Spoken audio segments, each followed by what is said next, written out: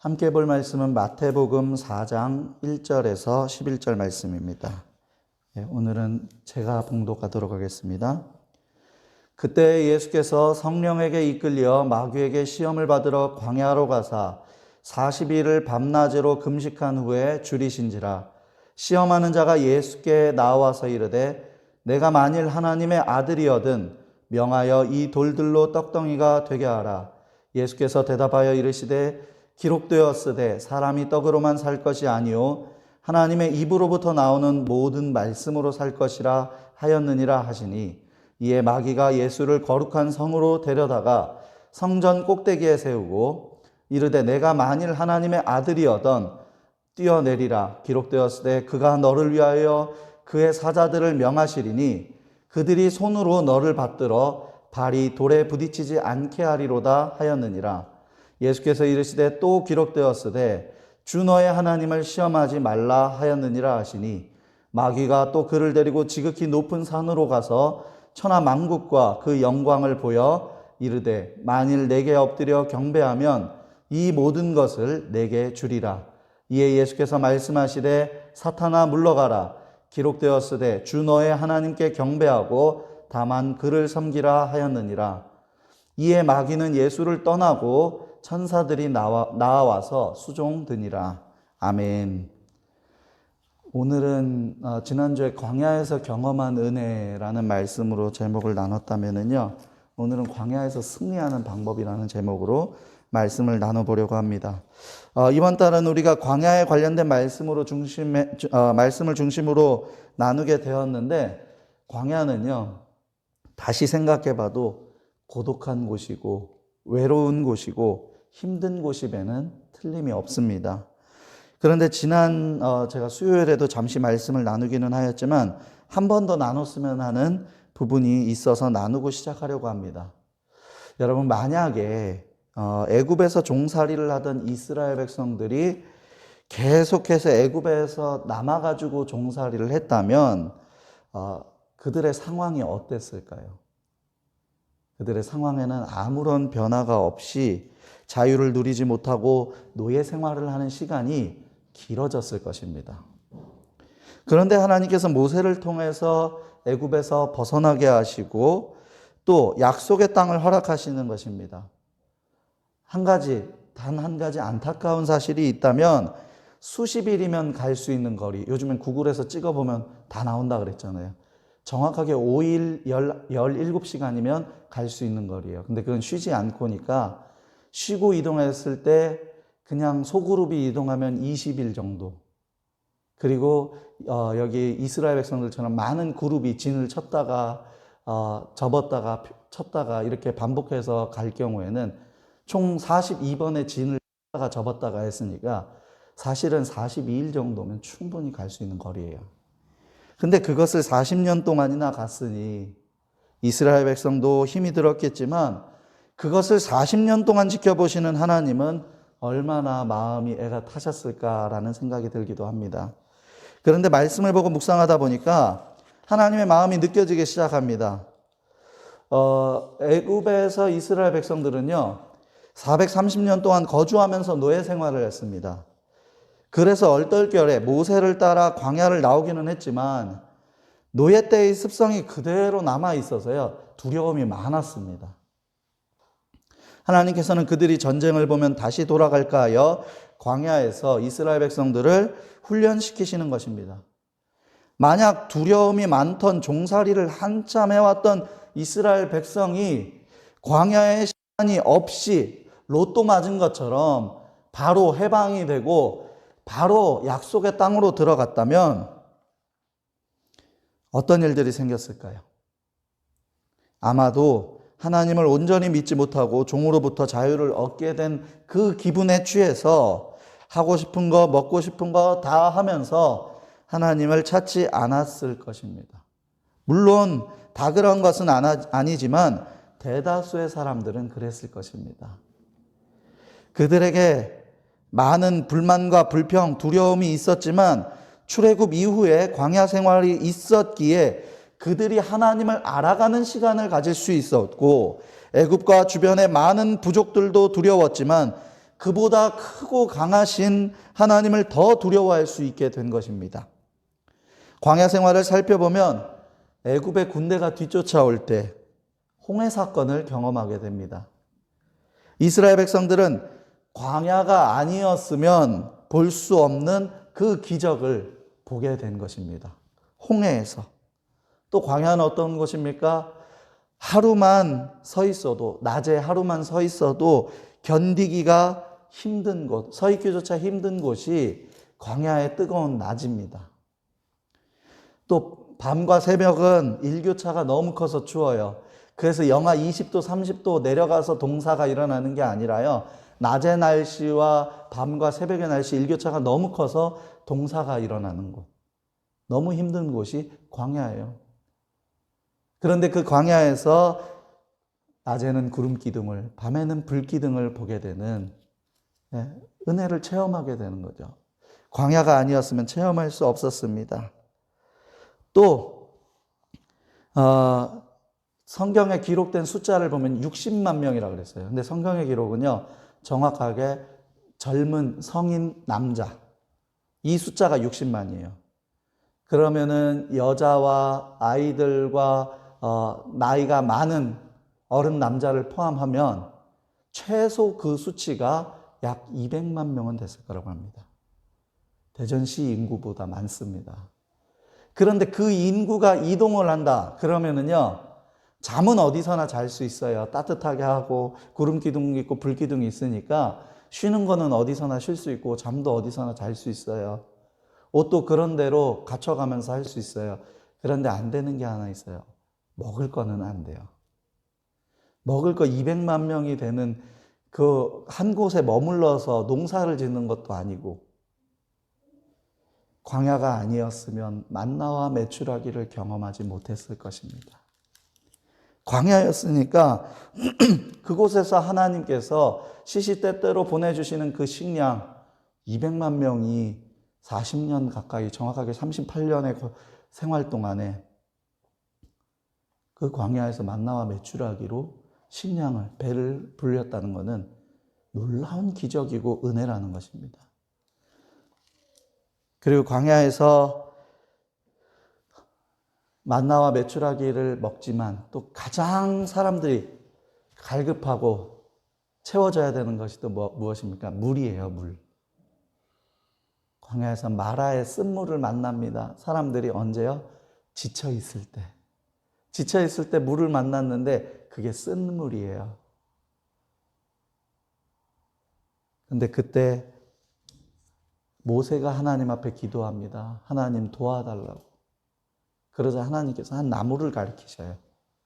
그래서 그 나뭇가지를 물에 던집니다. 그 쓴물이 단물이 되고, 먹지 못하고 버려야 되만, 건들지 못하던 그 물이 먹을 수 있는 물, 쓸 수 있는 물이 되는 거예요. 광야였기 때문에 하나님의 그러한 일들을 체험할 수 있게 되는 거죠. 또 이스라엘 백성들이 얼마나 불만이 많았습니까? 금송아지 만들어 달라 그러죠. 사람이 그 불만이 너무나 많은 이스라엘 백성들에게 불뱀을 보내십니다. 그런데 하나님께서는 그 불뱀만 보내신 것이 아니라 놋뱀을 바라보라. 그럼 너희가 살 수 있을 것이다. 불뱀을 보기도 하지만 동시에 놋뱀의 은혜를 체험하게 되는 곳, 그곳이 바로 광야였습니다. 이스라엘 대부분의 백성들의 반응을 보면 애굽에서 노예로 종살이를 할 때보다 더 힘든 것이 광야였던 것 같기도 합니다. 이스라엘 백성들 보면은 자꾸 뭐라 그래요? 종살이 할 때보다 광야에 나와가지고 불만이 더 많고요. 자꾸 힘들다. 차라리 종살이 할 때가 낫다. 거기서 종살이 하다가 죽는 것이 낫다. 이 얘기를 계속 하잖아요. 그 말은 뭐예요? 그때가 차라리 낫다는 거예요. 어쩌면 종살이 하는 것보다, 자유가 없는 것보다 어쩌면 광야가 더 힘이 들 수도 있습니다. 그러나 광야가 아니면 경험할 수 없었던 하나님의 은혜, 기적 같은 일, 놀라운 일들을 확인할 수 있었던 곳이 광야라는 사실을 기억하시기 바랍니다. 그렇다면 출애굽의 광야 사건을 통해서 배울 수 있는 것이 무엇입니까? 광야는 힘들고 외롭고 어려운 곳이지만 하나님과 동행하면 이겨낼 수 있고 은혜가 있고 하나님의 직접적인 보호하심과 인도하심을 체험할 수 있는 곳이 광야라는 것입니다. 찬송가에 그랬죠. 주 예수와 동행하니 그 어디나 하늘나라. 하나님이 없는 광야를 가니까 힘들고 하나님을 느끼지 못하고 하나님을 고백하지 못하는 그 이스라엘 백성들의 모습과 같이 있으니까 그 광야가 힘이 든 거예요. 그런데 모세는 또 얼마나 힘이 들었겠어요. 아론은 또 얼마나 힘이 들었겠어요. 여호수아는 얼마나 힘이 들었겠어요. 그러나 그들이 버틸 수 있었고 그들이 앞에서 그 수많은 사람들을 리드해 나갈 수 있었던 이유가 어디에 있습니까? 그들이 광야를 하나님과 함께 했기 때문인 줄로 믿습니다. 오늘 이 시간에는 예수님께서는 광야에서 어떻게 승리하셨고 또 무엇을 이기셨는지 말씀을 통해서 나누어 보도록 하겠습니다. 첫 번째, 말씀과 함께함으로 이겨낼 수 있습니다. 1절 말씀 보겠습니다. 그때 예수께서 성령에게 이끌려 마귀에게 시험을 받으러 광야로 가사.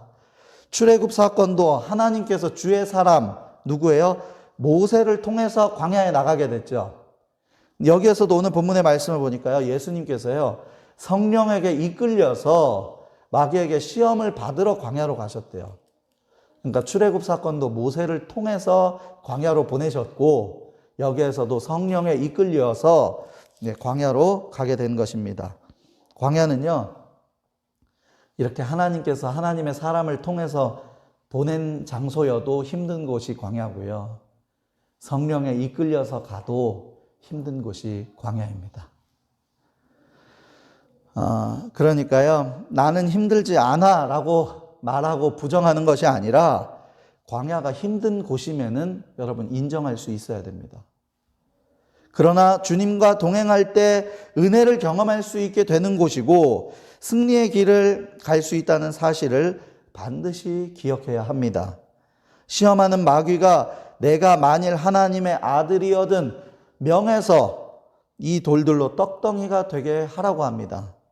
예수님께서 어떻게 대답하십니까? 4절 보겠습니다. 예수께서 대답하여 이르시되 기록되었으되 사람이 떡으로만 살 것이 아니요 하나님의 입으로부터 나오는 모든 말씀으로 살 것이라 하였느니라 하시니.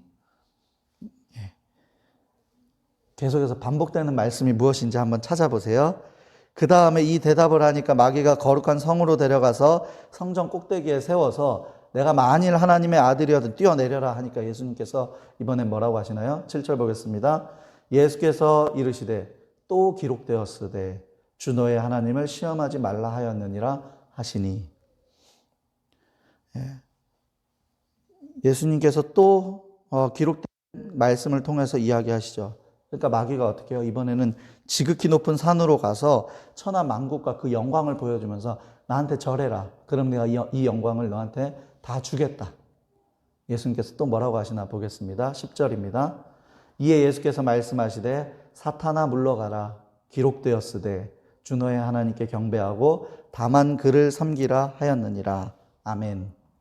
자, 4절, 7절, 10절에서 예수님께서 마귀를 물리칠 때 하시는 공통된 말씀이 무엇입니까?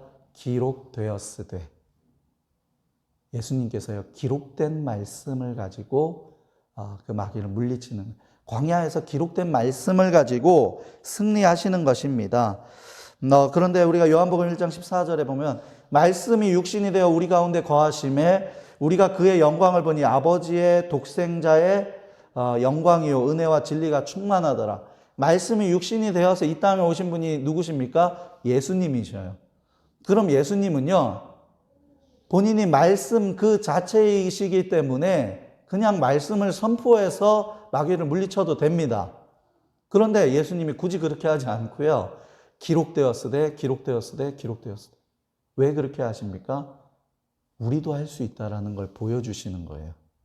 말씀이 육신이 되어 이 땅에 오신 예수님만 할 수 있는 것이 아니라 하나님의 기록된 말씀, 그 말씀을 가까이 하는 사람이라면 누구나 할 수 있다는 거예요. 그래서 우리는요, 말씀을 가까이 할 수 있어야 됩니다. 말씀을 가까이 하고 그 말씀으로 하여금 승리할 수 있다는 사실을 기억하고 말씀을 내 안에 새기고 늘 가까이 해야 되는 거예요.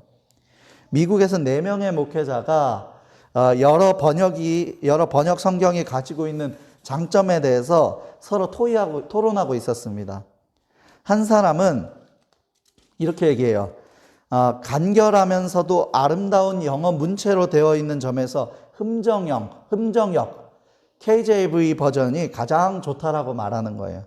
다른 한 사람은 미국 표준역 성경, ASV 성경이 가장 좋다고 해요. 왜냐하면 성경이 보다 문자적이고 히브리어와 헬라어의 원어 뜻에 가깝게 번역되었기 때문이래요. 또 다른 사람은 현대역 성경을 좋아하였습니다. 왜냐하면 그것은 최근에 새로운 단어로 번역되었기 때문입니다. 그러나 4번째 목사는 침묵을 지켰습니다.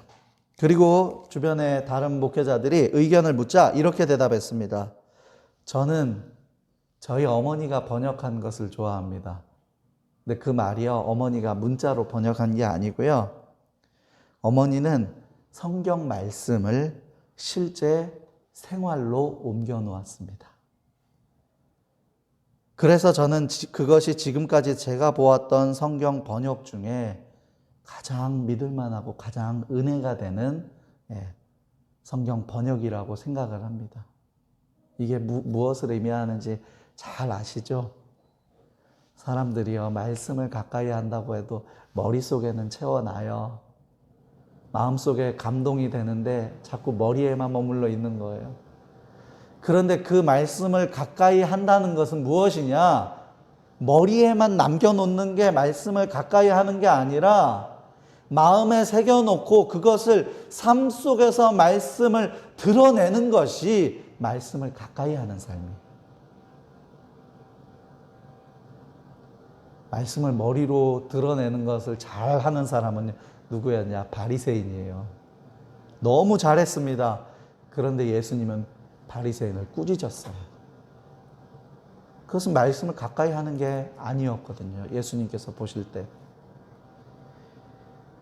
여러분, 예수님이 보여주신 광야에서나 어디에서나 기록된 말씀을 선포할 수 있는 그 말씀을 사모하는 믿음, 그리고 삶 속에서 그 말씀을 드러낼 수 있는 삶, 그래서 그 말씀을 가까이 하고 그 말씀을 선포함으로 광야에서나 어디에서나 승리할 수 있는 모든 예배자들이 될 수 있기를 주의 이름으로 축복합니다. 2번째로는요, 말씀에 대한 분별력이 필요합니다. 5절, 6절 읽겠습니다. 이에 마귀가 예수를 거룩한 성으로 데려다가 성전 꼭대기에 세우고 이르되 내가 만일 하나님의 아들이거든 뛰어내리라. 기록되었으되 그가 너를 위하여 그의 사자들을 명하시리니 그들이 손으로 너를 받들어 발이 돌에 부딪히지 않게 하리로다 하였느니라. 이 말씀을 보니까요, 여기에 마귀도 뭐라고 해요? 6절에 기록되었으되. 그러니까 마귀도요, 2번째는요, 자 봐라, 기록되었으되 하나님께서 네가 하나님의 아들이거든 네가 뛰어내려봐라. 그러면 하나님께서 너를 위해서 그의 사자들을 명하시리니 그들이 손으로 받들어서 발이 돌에 부딪히지 않게 하지 않겠냐. 야, 이거 성경에 기록된 말이다. 마귀가 이렇게 얘기를 해요. 이게 근데 진짜 기록된 말씀일까요? 아닐까요? 네, 보시면 알아요. 시편 보겠습니다. 어떤 부분이 이제 좀 다른지 한번 보세요. 자, 시편 91장 11절 12절. 그가 너를 위하여 그의 천사들을 명령하사 내 모든 길에서 너를 지키게 하심이라. 그들이 그들의 손으로 너를 붙들어 발이 돌에 부딪히지 아니하게 하리로다. 아멘. 굉장히 비슷하죠. 자세히 보지 않으면은요, 마귀도 진짜 성경을 인용했네? 라고 할 수 있어요. 그런데 첫 번째, 여기에서 나오는, 시편에서 나오는 것은요, 그의 천사들을 명령하사, 신약에서 그의 사자들 비슷한 말이에요. 근데 여기서 뭐라고 하냐면요, 내 모든 길에서라고 나오죠. 이 상황은 어떤 상황이냐 하면요, 하나님을 찬양하고 믿음으로 하나님을 따르는 모든 사람들에게 내 모든 길에서 하나님께서 너를 지켜주실 거야. 하나님을 위해서 헌신하는 모든 이들에게 하나님께서 모든 그 길 속에서 너를 지켜주실 거야. 그들이 그들의 손으로 너를 붙들어 주의 천사들이 발이 돌에 부딪히지 않게 할 것이야. 그런데 마귀는 그것을요, 그 말씀을 교묘하게 섞었어요. 어떻게 섞었습니까? 위에서 뛰어내리라는 거예요. 지금 시편에서 말하고 있는 거는요, 모든 상황에서 걸려 넘어지지 않게 하시고 지켜주시고 보호하신다는 건데, 이것은 높은 곳에 데려가서 뛰어내려라. 그럼 받아줄 것이다. 그의 사자들을 명해서 그들이 손으로 받들어서 뒤에 가서 또 똑같아져요. 발이 돌에 부딪히지 않게 하리로다. 근데 이 말씀이 시편 말씀과 신약의 마태복음 말씀이 언뜻 보면 똑같아 보이잖아요. 근데 이거를 분별할 수 있는 힘이 있어야 돼요. 그래야 광야에서 승리할 수 있습니다. 분별력이 없이는요, 마귀도 이런 말을 하네? 여러분, 마귀도 이런 말씀을요, 언뜻 인용한 것처럼 보이는 것, 우리를 속일 수 있고요. 이단들도 우리를 속일 수 있고요. 이단 같은 정통 교단에서도 우리를 속일 수 있어요. 그런데 예수님께서 광야에서 이 두 번째 시험을 당하실 때 예수님께서 뭐라고 말씀하십니까? 주 너의 하나님을 시험하지 말라고 하시죠. 예수님은 분별력이 정확한 분이셨어요. 그러니까 속을 리가 없죠. 그럼 어떻게 하면 이런 분별력이 생길까? 제가요, 아이들한테요, 장난을 많이 칩니다. 그럼 아이들한테 어쩔 때는요, 예를 들어서 어떤 장난을 치냐면, 얘들아 간식 먹어 하고야 방에서 놀고 있는 아이들을 불러요. 그리고 애들이 조금 늦어지잖아요. 그럼 제가 장난을 치고 싶어서 간식을 숨겨놔요. 아빠가 다 먹었어 라고 얘기합니다. 처음에는 우리 아이들이 속았을까요? 안 속았을까요? 처음엔 기가 막히게 잘 속았습니다. 아빠가 다 먹었다고 엄마한테 막 이르고요. 그 다음에 빨리 다른 거라도 내놓으라고 얘기하고 그랬어요. 근데 시간이 흐르니까 애들이 이제는요, 제가 웬만한 장난을 쳐도요, 잘 안 넘어가요. 왜 그럴 것 같아요? 얘들이 처음에는 그게 장난인지 아닌지 몰랐는데요. 얘들이 이제 알게 된 것 중에 하나가요. 우리 아빠는 그런 아빠가 아니야. 아빠는 장난을 좋아할 뿐이지 우리 먹을 것을 가져가고 우리가 하고 싶은 것을 못하게 하고, 제가 뭐 가끔 장난으로 약속했던 걸 저는 주로 지키는 편이거든요. 지키려고도 노력을 많이 하고. 근데 오늘 아빠가 너무 피곤해서 이제 약속 못 지킬 것 같아. 이러면요, 애들이요, 요즘에는요, 아니 아빠는 그래도 약속을 지킬 것을 알아요. 애들이 그렇게 대답을 해요. 왜요? 저에 대해서 점점 알아가니까. 근데 아빠의 장난기나 아빠에 대해서 이런 장난치는 모습이나 그런 거 모를 때는요, 분별력이 없어요. 그게 진짜 같이 보이는 거예요. 아빠 장난하는 게. 근데 아빠가 어떤 분인지에 대해서 알기 시작하니까 얘들이 이제는요, 큰애는 저한테 가끔 그래요. 아빠 장난 그만해요 라고 얘기를 해요. 분별력이 생긴다는 것은요, 어떻게 보면 여러분 하나님에 대해서 알아가는 것을 의미합니다.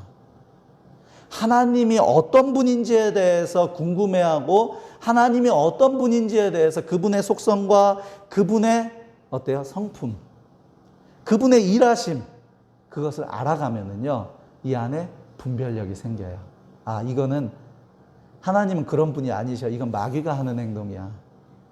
왜요? 똑같이 좋은 일이 생겨도요, 일의 흐름을 보니까 이거는 하나님께서 허락하시는 거야. 왜냐하면 하나님은 이런 흐름을 좋아하시니까. 마귀가 좋아하는 것과 하나님이 좋아하는 것, 하나님이 싫어하는 것과 마귀가 싫어하는 것에 대해서 어때요? 알아가게 되면서 그 안에서 그것을 통해서 분별력이 생기는 거예요.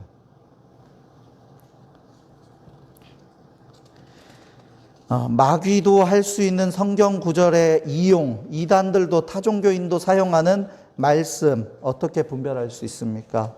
하나님이 어떤 분인지를 알고 있으면 내가 성경에 대한 말씀을요 다 달달달 외우고 있지 않아도 분별력이 생길 수 있는 거예요. 단 하나님이 어떤 분인지를 분명히 알아야 돼요. 그분은 사랑이시고 그분은 공의로운 분이시고 그분은 인내하시는 분이시고 그분은 우리를 위해서 참으시고 한 번 약속하시면 반드시 이루시는 분이에요. 그런데 왜 교회를 다니는 사람이 그런 분별력이 자꾸 떨어지느냐? 왜 그럴 것 같습니까? 하나님에 대해서 알아가야 되는데 다른 것에 대해서 자꾸 집중하니까 분별력이 떨어지는 거예요. 그래서 교회 내에 수많은 목회자들과 장로님 등 권사님, 집사님, 직분자들이요. 그래서 회개해야 돼요. 왜 그렇습니까? 교회가 지금 코로나로 인해서 잠시 주춤하고 모든 것이 스탑이 되어 있지만 교회가 하나님을 알아가는 일에 대해서 멈춰 있고 다른 것, 다른 사상, 다른 신념, 다른 프로그램 이런 거에 관심이 너무 많았어요. 그러면 뭐가 옳은 것인지 뭐가 잘못된 것인지 분별력이 생기질 않습니다. 교회는 철저하게 하나님 중심이어야 되고 하나님을 바라볼 수 있는 곳이 되어야 할 줄로 믿습니다. 그러다 보면 하나님에 대해서 알아가게 되고 분별력이 생기게 돼 있어요. 저희가 전에는 교회에서 그 가수원동의 교회에 있을 때는 교회 예배실이 어땠습니까? 이렇게 전부 다 앞을 바라보게 돼 있고 저는 뒤에 의자에 앉아서 이쪽을 바라보게 돼 있었잖아요. 근데 여기 교회를 리모델링을 할 적에 처음부터 이 앞에 의자나 다른 것을 하나도 두지 않겠다라고 했어요. 왜냐하면 그때 깨닫게 된 것 중에 한 가지가 저도 성도님들과 함께 이 앞에 있는 십자가를 바라볼 수 있도록 방석 하나만 뒀어요. 저도 가급적이면 의자에 내려가서 한쪽을 바라보면서 한 방향을 바라보면서 기도할 거예요. 그리고 무릎 꿇고 기도할 때도 무릎 꿇고 십자가를 보고 기도할 거예요. 교회는 목사와 성도가 서로 바라보고 서로 그렇게 판단하는 곳이 아니라 함께 한 방향이 되는 하나님을 바라보는 곳이 되어야 할 줄로 믿습니다. 교회 내에서 왜 그 신혼 부부들 결혼할 때 주례 중에 제일 많이 나오는 말 중에 하나가 그거래요. 여러분 앞으로 두 사람 너무 사랑한다고 해도 마주보고 살지 마세요. 함께 지금처럼 주례 선생님을 바라보듯이 지금처럼 손잡고 함께 한 방향을 바라보고 나가세요. 왜요?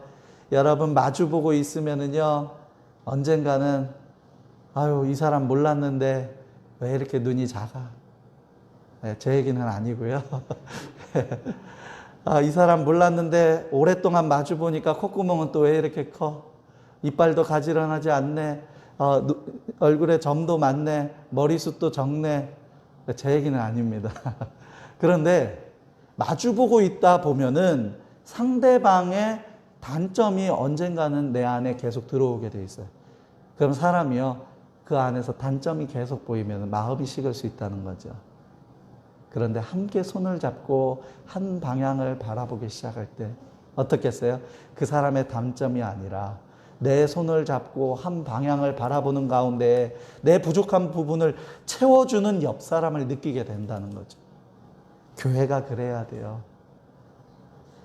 한 분이신 하나님, 한 방향이 될 수 있는 하나님, 사랑 그리고 동행교회는 바로 그 하나님에 대해서 알아가고 그 하나님을 믿고 그 하나님을 따라가기를 믿음으로 결단할 때에 이 안에 온전한 분별력이 생기고 광야 광야이든 어디든 간에 어떤 시험의 장소에서라도 하나님의 뜻을 온전히 분별하여서 승리할 수 있는 저와 여러분들이 되기를 주의 이름으로 축복합니다. 또 세 번째로는요, 여러분 기억하세요. 하나님과 함께한 광야의 끝에는 은혜와 복이 있습니다. 우리가 지난주 말씀에서도 그 광야에서 나온 복 중에 하나가 무슨 바산에서 난 소를 얻게 되고 반석에서 쳤는데 꿀이 막 넘쳐 흐르고 이런 좋은 이야기들을 하면서 광야, 하나님과 함께한 광야에는 복이 있습니다라는 말씀을 세 번째로 했었어요. 지난주에. 그런데 이번 주도 보니까요. 여러분 기억하세요. 광야의 끝에는요. 은혜와 복이 있습니다. 11절 말씀 읽습니다. 그가 여기가 예수께서 여기입니다. 이에 마귀는 예수를 떠나가고 천사들이 나와서 수종드니라. 아멘. 세 가지 시험을 말씀으로 이겨내셨어요. 기록되었으되 기록되었으되 기록되었으되. 이 말씀을 통해서 마귀를 물리치고 나니까 마귀는 예수를 떠나가고 천사들이 나와서 수종든다고 말씀에 기록되어 있어요. 광야의 끝에는 마귀는 떠나가고 천사들이 나와서 수종들며 천사들과 함께 행복한 삶을 누릴 수 있다는 것입니다. 출애굽한 이스라엘 백성들의 광야 생활 끝에 뭐가 있었습니까? 약속의 땅이 있었습니다. 또 예수님께서 광야에서 말씀으로 마귀에게 승리하신 후에 마귀는 떠나고 천사들이 나와 수종드는 모습이 있었습니다. 또 한 사람 더 소개해 볼까요? 다윗이 광야로 도망했었잖아요. 광야로 도망하다가 그 끝에는 어떻게 됩니까? 주변에서 감히 넘보지 못하게 되는 훌륭한 왕으로서 나라를 다스리게 되는 것입니다. 광야를 읽다라는 책을 보신 분이 계신지 모르겠어요. 그 책에 보면 이런 내용이 있습니다. 몇 년 전 휴가차 사막지대인 데스밸리를 거쳐 요세미티 국립공원에 갔었다. 그 사막을 빠져나가는데 무려 4시간이나 걸렸다. 가는 내내 아내는 짜증을 냈다. 가도 사막이니 진력이 난 아내는 언제 이 사막이 끝나는지 다른 길은 없는지 계속 물으며 불평을 했다. 옆에서 잔소리하는 아내 때문에 데스밸리를 지나는 동안 한 번도 쉬지 못한 나에게 그곳은 이름 그대로 데스밸리, 죽음의 골짜기였다. 그렇게 한참을 달리니 어느 순간 저 옆에 푸른색이 펼쳐지며 거대한 시에리 네바다 산맥이 눈앞에 펼쳐졌다. 드디어 광야를 빠져나온 것이다. 그제야 아내가 안도의 한숨을 내쉬며 잔뜩 찡그린 얼굴을 폈다.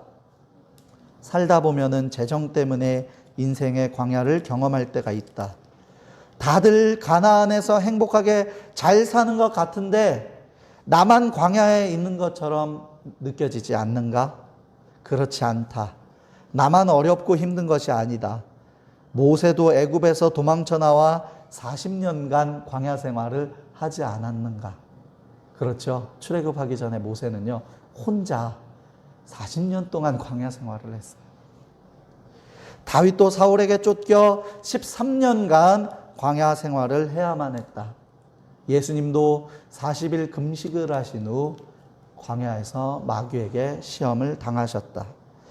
누구나 경험하는 인생의 광야를 잘 통과하는 방법은 하나님과 함께하는 그 광야의 끝에는, 광야는 끝이 있는데 그 끝에는 하나님이 예비하신 약속의 땅이고 희망이고 소망이라는 사실을 믿고 믿음의 발걸음을 내딛어야 할 것이다.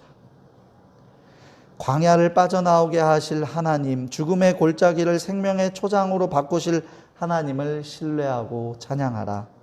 하나님과 함께하는 광야는 반드시 정해진 시기가 있고 끝이 있는데 그 끝은 약속의 땅이고 천국과 같은 곳입니다. 지금 광야 생활을 하고 있다면 확인할 것은 단 한 가지입니다. 내가 얼마나 많은 힘이 남아있는가가 아니에요.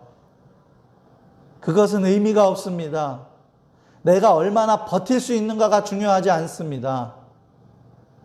나는요, 40일을 버틸 것 같아도 하루 만에 무너질 수 있는 사람이 바로 나이기 때문에 그렇습니다. 확인할 것 한 가지는 무엇입니까? 여러분, 말씀이신 하나님과 뜻을 같이 하고 있습니까? 함께 하고 있고 말씀을 따라 살고 있다면 염려하지 마십시오. 끝이 있고 그 길은 복된 결과를 가져오게 될 것입니다. 마귀와 마귀의 방법들은 떠나게 될 것이고 하나님의 은혜와 천사들이 수종드는 은혜로운 열매를 맺게 될 것입니다. 자, 말씀을 정리합니다. 광야에서 승리할 수 있는 방법, 하나님을 바로 아는 것이 중요하고 머리로만이 아닌 삶 속에서도 말씀을 가까이 하는 삶을 살아야 하는 것입니다. 그렇게 할 때에 지금 내가 광야의 길을 가고 있고 광야를 지나는 중간이라 할지라도 우리는 반드시 승리하게 될 것이고 복된 열매를 맺게 될 것이라는 것입니다. 바라기는 노예의 삶에서 벗어나 약속의 땅을 얻게 된 이스라엘의 백성들처럼 광야의 끝에서 훌륭하게 나라를 다스린 다윗 왕처럼 광야의 시험 끝에 마귀는 떠나가고 천사들이 수종들며 함께한 예수님처럼 우리도 광야 끝에서 경험하지 못해봤던 놀라운 은혜와 하나님과 가운데 하나님의 사랑 가운데 승리자의 삶을 살 수 있게 되기를 주의 이름으로 축복합니다. 기도하겠습니다. 사랑과 은혜가 풍성하신 하나님 참 감사드립니다. 지난주에 광야에서 경험한 하나님의 은혜라는 제목으로 말씀을 나누고 또 이번 주에는 광야에서 승리하는 방법, 말씀을 가까이 하고 하나님을 바로 알게 됨으로 분별력이 생겨서 승리하는 삶을 살 수 있다고 했습니다. 또한 광야, 하나님과 함께하는 광야는 반드시 끝이 있는데 그 끝에는 놀라운 축복과 약속이 있음을 기억하며 더욱더 하나님을 온전히 바라볼 수 있도록 우리를 인도하여 주시옵소서. 광야의 중심을 맞추는 것이 아니라 광야 가운데 함께 하시는 하나님께 중심을 맞출 수 있는, 중심을 가질 수 있는 온전한 믿음을 허락하여 주시옵소서. 항상 함께 하실 주님을 높이 찬양드리며 감사드리며 예수님의 이름으로 기도드립니다.